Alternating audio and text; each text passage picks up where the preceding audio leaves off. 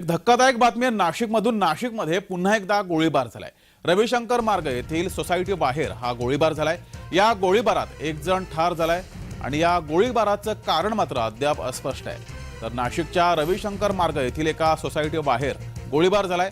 या गोळीबारात एकाचा मृत्यू झालाय। गोळीबाराचं कारण अद्याप अस्पष्ट आहे, मात्र पोलिसांकडून या प्रकरणी तपास सुरू आहे। अधिक माहिती घेऊया, आपले प्रतिनिधी किरण गोटूर आपल्यासोबत जोडलेत।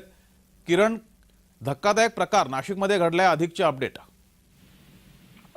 या गोळीबाराचं कारण मात्र अद्याप कळू शकलेलं नाहीये। नाशिक रोडच्या रविशंकर मार्ग परिसरातील ही संपूर्णपणे घटना आहे। काल रात्री 8 ते 9च्या दरम्यान ही घटना घडल्याची प्राथमिक माहिती आहे आणि या सगळ्या घटनेमध्ये एकाचा मृत्यू सुद्धा झालेला आहे।